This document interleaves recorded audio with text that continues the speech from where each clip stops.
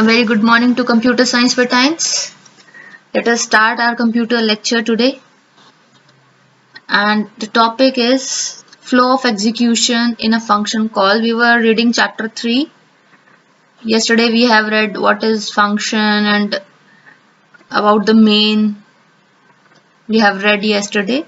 So today we will be learning how to implement it and how to know the flow of execution in a function call. Okay, what is a function call? When you are calling a function using this type of statement, this will be known as your function call. See, this is your function definition. Actually, this is your function header. Okay, where you are defining that you will be using this type of function. Name will be sum and two number of arguments will be there. Okay, so this is your function header. Actually, under it you will be defining your function definition. Okay, what this function has to do, you will be defining under it, and that will be called as body of that particular function. So the name of the function is sum, and we are going to add x and y. So that is why we have passed two arguments. If we need to add 3 numbers, 4 numbers, so accordingly we need to change the arguments also. Fine. So this is your function definition and this is called your function header. Okay. Now if you want to call this function, if you want to use this function, actually you need to call it. And how to call it? For that you need to write the name of the function, and within the brackets you need to write arguments. Okay. So these arguments will be having certain value. Okay, when you will pass the value to them and then you will write the statement, then A and B will give this value, give the values of A and B to X and Y respectively. So the order you cannot change, the number of parameters or arguments you cannot change. Means if you are while defining you have used 2 parameters, then function call must have 2 parameters, and default argument is also a case. That is a separate thing. I'll let you know in your next topic. So your number of arguments and the order of arguments should be same as that is in function definition, and that should match with your function call. Okay, you must keep this thing in your mind. Okay, now the flow of execution refers to the order in which the statements are executed during a program run. Means when you are trying to run the program, the order of the statements that are being executed will be known as your flow of execution. Okay, the flow of execution refers to the order. Fine. And now a function body. What is a function body? That is a block. Okay, a function definition you are giving. After the function header, whatever you are writing is your function body, and that is known as your block. Okay, whenever function call has been received, the function block get executed. Means when you will write this particular statement, it will automatically get transferred to the function definition. Okay, function call aate will be transferred to the function definition. Okay, and whatever the value A and B that time are having will be given to X and Y respectively. Okay, so when function call comes, then it comes along with the execution frame. Okay, and what this execution frame holds, it contains some internal information about the debugging. Debugging means to find out the errors. Okay, if any. Then what it will hold next? The name of the function. Like here we were having name of the function sum. Okay, and values passed to the function. So here values are A and B, that will be passed to X and Y. So where the call is being made, the arguments inside the parenthesis will be known as your actual arguments, and they are known as your formal arguments. So A and B are your actual parameters or arguments, we can say, and this is your formal parameters or arguments. Fine. So values being passed to the function, then the variables created within the function. See, when you are defining a function, you will be creating some local variables inside that particular function definition. Okay, then variables created within the function. This is what he is talking about.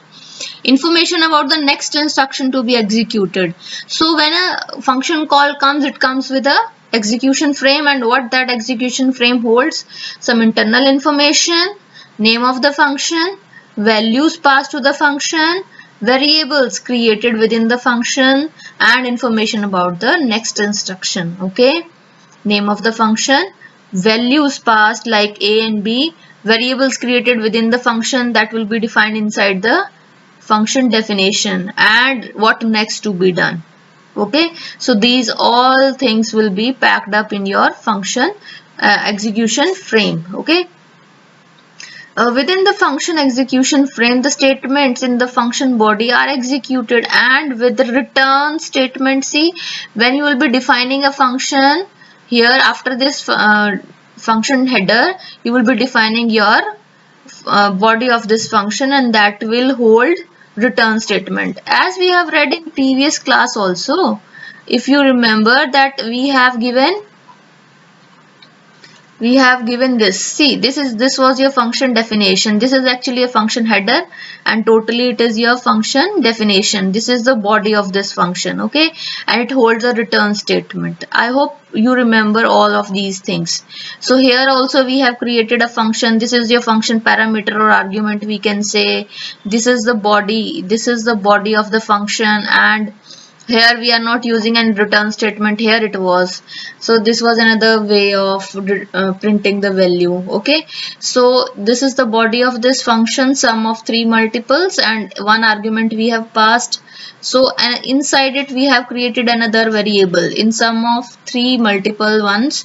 So we have created another variable s, and n so we are getting from the function call. Value of n you will get from the function call. Okay, please do remember your function call and function definition. Whenever you are writing, the function name should be same in both.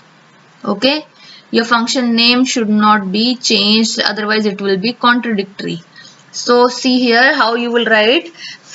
At the very first you will define the function. Whatever functions you are going to use in your program, you must define it at the very beginning. So you will write def function, and within parentheses if any argument is there you will mention it, and inside this body of the function you will define the return statement also. Okay, so when in the main you start executing your program, you will encounter this function. Name of the function is func. Okay, and as the function, this is your function call. How do I know this is my function call? How do I know this is my function definition? Because def is written, so it is function definition, and it is followed by a colon also. Here there is no colon and no def and no body of this function. So you can identify if only the function name with few parameters inside this elements inside it, so it is a function call, and if it is written with def and colon and followed by a body, then it is your function definition. So function call, when we trace out, then it moves to function definition. Before that, function definition is not read by the Python interpreter, it just reads the function header. Okay, whenever your function header is encountered, the body is not read that time. Is it clear to you? Fine. So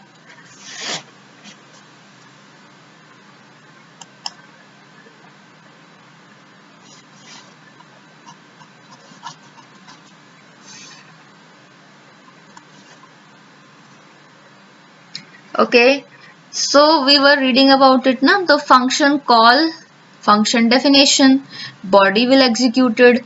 After the body execution is complete, then what will happen? The function will get back to its original position. Here it will return back, then it will execute the next instructions after it. Okay, I hope the execution is clear to you.